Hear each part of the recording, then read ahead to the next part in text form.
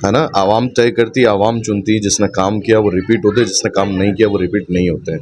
पिछली कैबिनेट में मैं जॉइंट सेक्रेटरी था। पहले मैं आपको एक चीज़ क्लियर कर दूं कि जॉइंट सेक्रेटरी की जो लिमिटेशंस और जो पावर्स है वो बहुत लिमिटेड होती है।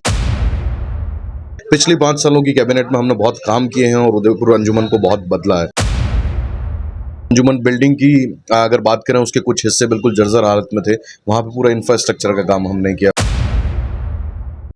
अंजुमन तालिमुल इस्लाम के जो चुनाव चल रहे हैं उसी कड़ी में हम जो अभी आपको थोड़े सदर पद पे और कुछ जनताओं के भी जो सवाल थे वो भी हमने आपको दिखाए हैं। इसी कड़ी में हमारे साथ हैं सेक्रेटरी पद पर उमर फारूक, जॉइंट सेक्रेटरी के पद पर रहे हैं और अब सेक्रेटरी के पद पर जो चुनाव लड़ रहे हैं। सबसे पहले तो आपको मुबारकबाद, आप सेक्रेटरी के पद पर चुनाव लड़ रहे हैं।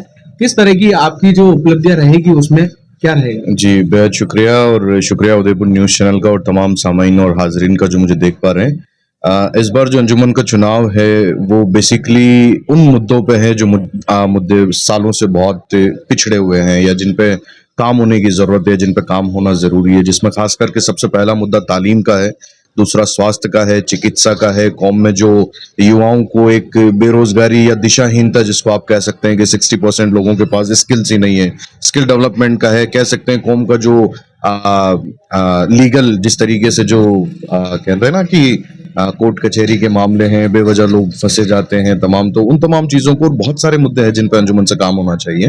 और उन्हीं सबसे पहली बात तो ये कि आप जॉइंट सेक्रेटरी रहे हो यहाँ पे, और कुछ जो सवाल थे, कल भी ऐसे सवाल आपने देखे भी होंगे वीडियो में कि लोगों के ये सवाल थे कि यार पिछले जो चुनाव में जो लोग खड़े हुए वो अभी क्यों खड़े हुए हैं? अच्छा। उनका क्या जवाब देंगे आप?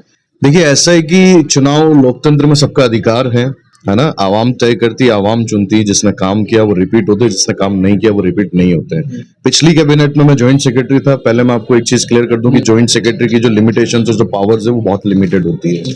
जॉइंट सेक्रेटरी जो है वो सिर्फ राय देने का काम कर सकता है, वो फैसले लेने का काम नहीं कर सकता। बावजूद इसके पिछली 5 सालों की कैबिनेट में हमने बहुत काम किए हैं और उदयपुर अंजुमन को बहुत बदला है, जिसमें शिक्षा के क्षेत्र में बहुत काम हुए। हम लोगों ने फ्री रीड क्लासेस चलाई है, आप लोगों के जानकारी में होगा। उसके अलावा हमने हेल्थ कैंप्स लगाए हैं, कई सारी प्रॉपर्टीज है या अंजुमन के जो मदरसे हैं उनके लिए हमने काम किया है। मदरसों के लिए नए प्लॉट खरीदे हैं, उनको अच्छी बिल्डिंग्स में शिफ्ट किया है। एक मदरसा हमारा खांजी पीर में है जो किराए पे चलता है, उसके लिए हमने नया प्लॉट खरीदा और आज की तारीख में वो रेडी है। इंशाल्लाह जो भी नई कार्यकारिणी आएगी वो वहाँ नए मदरसे को शिफ्ट कर सकती। लोहिया नगर में हमारा एक मदरसा जो 5 कमरों में चलता है, उसको हमने 18 कमरों की बिल्डिंग के अंदर शिफ्ट किया है। अंजुमन बिल्डिंग की अगर बात करें, उसके कुछ हिस्से बिल्कुल जर्जर हालत में थे, वहां पे पूरा इंफ्रास्ट्रक्चर का काम हमने किया। बॉयज गर्ल्स अभी जो चुनाव लड़ रहे हैं वो तो यही बोल रहे हैं कि इंफ्रास्ट्रक्चर सही नहीं है, इसलिए हमने चुनाव लड़ना पड़ रहा, हम सदर की पोस्ट पे भी इसीलिए आए हैं।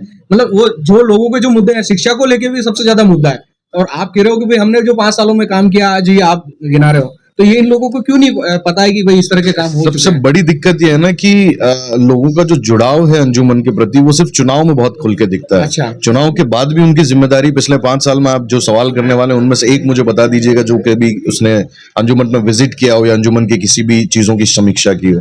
तो ये बातें चुनावी है, चुनाव में सब तरह के लोग आते हैं, अपनी बात रखते हैं, कहते हैं ये है वो है, XYZ जो भी चीजें हैं, मगर हकीकत यह है कि चुनाव के बाद असली जिम्मेदारी उनकी शुरू होती है कि अगर आप वोट देने का अधिकार रख रहे हो, आप आवाम के प्रति या कह सकते हैं कि कौम के प्रति जागरूक हो, जिम्मेदार हो, तो आपकी जिम्मेदारियां सिर्फ चुनाव तक नहीं रहती, उसके बाद भी आपको चाहिए कि आप जो भी चुन के कमेटी आ रही उनसे सवाल करो, उनसे कामों की समीक्षा मांगो कि आपने जो बातें की है, जो वादे किए हैं, वो कितने आपने इम्प्लीमेंट किए हैं। उमर सर, ये एक अच्छी बात आपकी, मेरे को ये भी अच्छी लगी कि आप जो शिक्षा को लेके आपने काम किए 5 साल जी। और एक क्या अभी जो पैनल वाला एक सिस्टम चला रखा है, लोगों ने ये गलत है क्योंकि पैनल देखो क्या होता है, जीत हार सबकी होती है। आप कहते हो नहीं साहब सदर भी हमारा होना चाहिए, सेक्रेटरी भी हमारा चाहिए, नायब सदर भी हमारा होना चाहिए, ये पैनल वाला सिस्टम मेरे हिसाब से नहीं चलना चाहिए। नहीं, आप मानते हो क्या? मैं बिल्कुल इस चीज के साथ नहीं हूं कि पैनल होना चाहिए। मैं बिल्कुल इस चीज को रद्द करता हूं कि पैनल की कहाँ जरूरत है। आप काबिलियत चुनिए ना, जो आपको लीड कर सकते हैं, जो आपको रिप्रेजेंट कर सकते हैं, जो वाकई आपके लिए जमीनी स्तर पर काम कर सकते हैं, जो आपके लिए हक की बात कर सकते हैं, इंसाफ की बात कर सकते हैं, तालीम की बात कर सकते हैं और जमीनी स्तर पर उन कामों को इम्प्लीमेंट कर सकते हैं, आप उनको चुनिए। आप तो वो बात कर रहे हो साहब की घोड़ों की रेस में हम गधे को भी साथ निकाल दे, तो दैट इज नॉट पॉसिबल। आप सिर्फ ये कहते हो कि हम ये हमारे 10 सेलेक्टेड लोग हैं या 5 सेलेक्टेड लोग हैं, तो बाकी जो काबिल लोग हैं वो कहाँ मेरा तो जाएंगे? ये मानना है कि अगर अलग अलग चुन के आते हैं ना तो काम करने का मजा भी उसमें बिल्कुल, आता है। असल में देखिए ये कोई पॉलिटिकल चुनाव नहीं है, ये एक समाज का चुनाव है। यहाँ समाज की बेदारी, समाज की जो मेयार है उसको बढ़ाने की बात हो रही है, और यहाँ अगर लोग इस तरीके से पॉलिटिक्स करते हैं तो मुझे नहीं लगता उनको ये करना सबसे चाहिए। बड़ी बात कि मुस्लिम समुदाय इतना बड़ा होने के बाद भी जो काम जो है ना वो एक भामाशाह वाला जो एक मामला है जी कि भामाशाह के नाम से कहीं कहीं चूक होती है कि भाई हाँ, भामाशाह से चंदा नहीं हो पा रहा है या अंजुमन में जो पेमेंट की जो दिक्कतें आती हैं उन दिक्कतों को कैसे दूर करो। देखो ऐसा है कि मैंने जो रिसर्च किया उसके मुताबिक उदयपुर के मुस्लिम जो पॉपुलेशन है, पैसे की कोई कमी नहीं है सब। असल बात ये है कि काम जमीन पर दिखना चाहिए, लोग आगे से आपको इमदाद करेंगे। तो हमारी कोशिश रहेगी कि एक सेंट्रलाइज फंड बने, जकात इमदाद जो हमारी हर साल इधर उधर होती है, मैं चाहता हूँ कि वो अंजुमन के ज़ेरे तहत सेंट्रलाइज हो और उसका सही इस्तेमाल करें, ताकि शिक्षा में, समाज में, चिकित्सा में उन चीज़ों का सही इस्तेमाल करके अच्छा एक दूसरा कि विमेंस के बारे में कोई बात नहीं कर रहा, औरतों के बारे में, जबकि हमारी कम्युनिटी में सबसे ज्यादा जरूरत है आज औरतों के मुद्दे पर काम करने की। एक समूह लोन के नाम पे बहुत सी औरतें उन जालसाजी का शिकार है और वैसे हालात हैं। तो वो रीजन क्यों है? देखो मजहब इस्लाम ने पूरी दुनिया को जीने का तरीका दिया, सलीका दिया। पूरी दुनिया में आप देखेंगे कि मजहब इस्लाम एक मात्र वाहिद ऐसा मजहब है कि जिसने जक़ात का कंसेप्ट दिया। वो जक़ात का कंसेप्ट क्यों दिया, इसके बारे में हमने कभी गौर फिक्र नहीं की। मजहब इस्लाम हमें सिखाता है कि हम देने वाले मगर आज हम हाथ फैलाए खड़े हुए हैं। नहीं कर पर क्या होता है कि ऐसे समय में लोग जो है ना जकात की अगर आप बात करो जो बहुत सारों को समझाइश करनी पड़ती है जकात कहाँ देनी क्या नहीं देनी, लेकिन बहुत सारे जो बाहर के जो लोग आते हैं वो जकात लेके चले जाते हैं और शहर के लोग रह जाते हैं। मैं आपको बताऊं पिछले साल रमजान की बात है, तकरीबन 3 से 4 ऐसे लोग पकड़ में आए पूरे संभाग स्तर पर कि जिनके पास डायरियां थी, ये था वो था, मगर रियलिटी में जब फैक्ट चेक किया गया वहां से तो वहां कुछ ऐसी चीजें मौजूद ही नहीं। और हमारे अंजुमन इस चीज को पकड़ रखेगा कि नहीं? नहीं, अंजुमन की मतलब इसको पकड़ रहती रखनी चाहिए क्योंकि इस तरह के जो लोग आते हैं उनको कहीं न कहीं अंजुमन अगर इसमें सबसे पहली चीज जो है अवेयरनेस की कमी। कोई भी अगर शहर उदयपुर में चंदा लेने आता है या कलेक्शन करने आता है तो सबसे पहले किसी भी मस्जिद में जाने से पहले अंजुमन से उसको तस्दीक करना जरूरी होता है, और ये आज से नहीं है, बरसों से है। मगर कई सारी जगहों पे ऐसा है कि लोग इस चीज को ध्यान नहीं देते कि भाई अंजुमन से तस्दीक करवा के लाया है नहीं।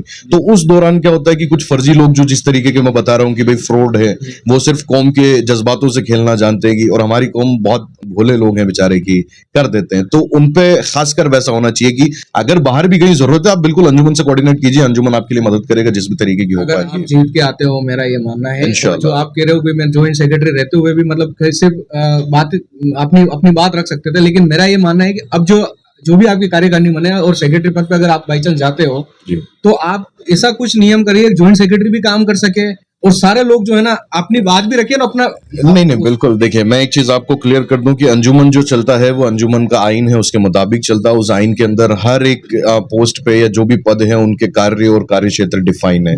सदर का क्या काम होगा, नायब सदर का क्या होगा, सेक्रेटरी का क्या होगा, ज्वाइंट सेक्रेटरी का क्या होगा, कैबिनेट यानी काबीना का क्या काम होगा, वो सारे उस आइन के अंदर प्री डिफाइन है।